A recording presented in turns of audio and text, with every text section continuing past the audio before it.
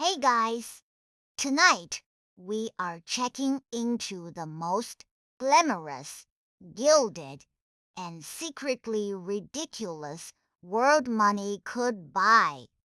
The Grand American Hotel of the 1920s. Marble lobbies, palm courts, bellhops in little round hats, and enough crystal chandeliers to blind a small nation. It looks like pure luxury, and in many ways it was.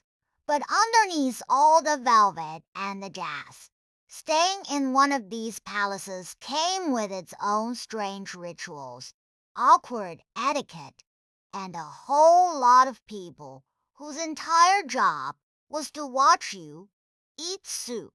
Now dim the lights, switch on a fan for that soft background hum, and let us ease into tonight's journey together. But first, let us wonder about a few things.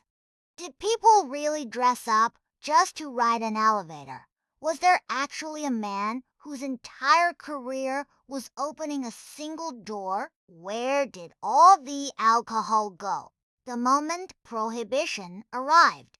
And where did it secretly reappear about 20 minutes later?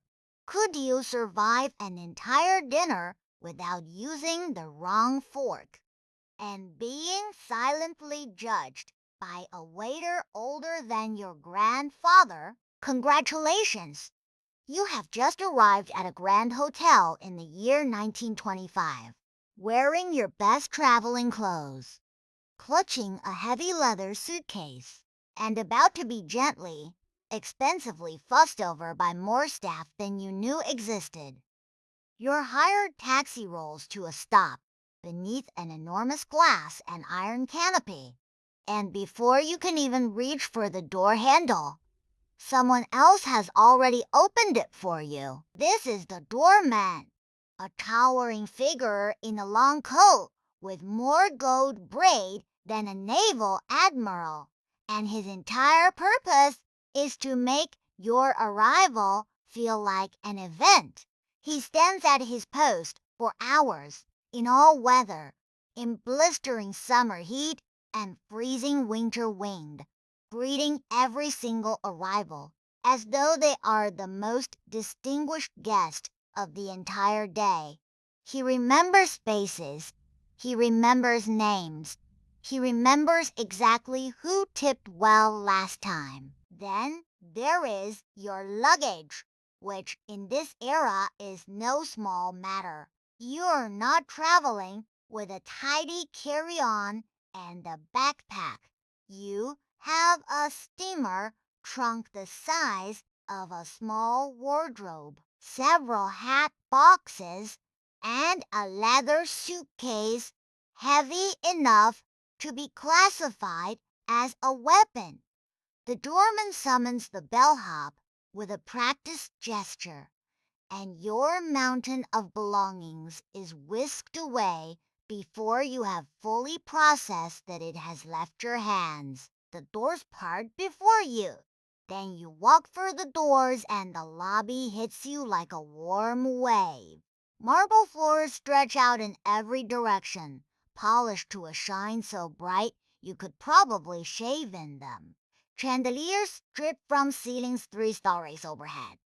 Potted palms sway beside deep velvet armchairs, and somewhere a fountain trickles, purely to remind you that this place has money to waste on trickling. Let your eyes travel upward, because that is exactly what the architects wanted. These ceilings were built tall on purpose, soaring far higher than any room reasonably needs to be, because nothing says wells quite like paying to heat and light an enormous volume of empty air above everyone's heads. Gilded molding's edge, the ceiling, painted murals sometimes stretch across it, and the whole effect is designed to make you feel small in the most flattering way possible. Now look at the people. Because a lobby is really a stage for them, society matrons in fur trim coats drift past like slow-moving ocean liners. Businessmen in sharp suits cluster near the columns, striking deals in low voices. A young couple whispers on a settee, pretending not to be nervous about the bill. Everyone is performing just a little, aware that they are being seen. The palms deserve a mention of their own. Grand hotels adored their potted palms and ferns, arranging them into miniature indoor jungles that lent the space a lush, exotic, faintly tropical air.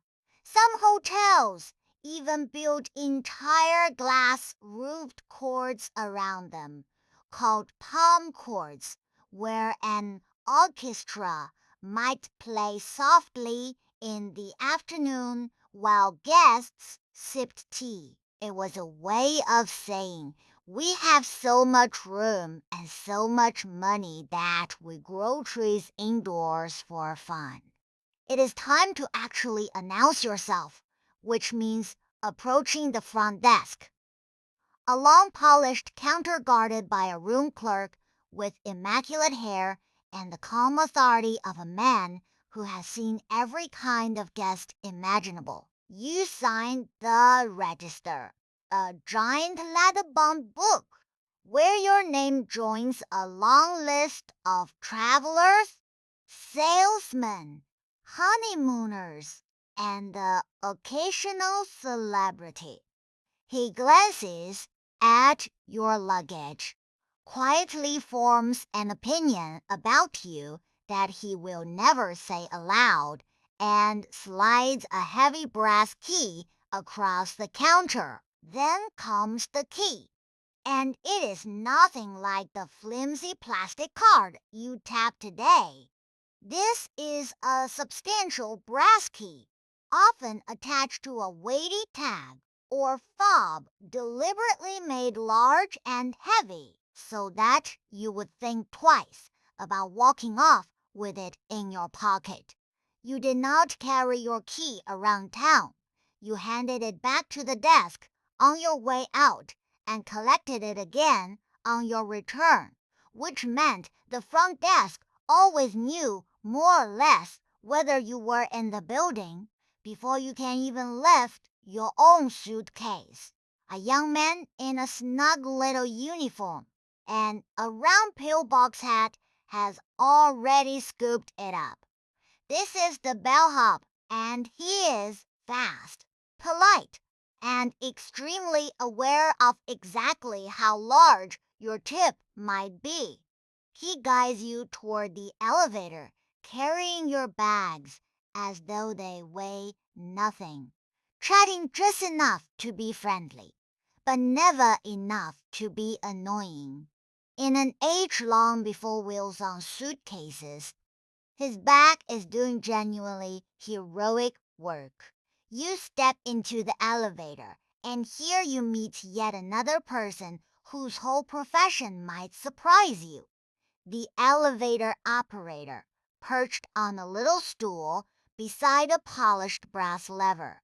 He greets you warmly, asks for your floor, and then guides the car upward with the practiced touch of a man who does this several hundred times a day.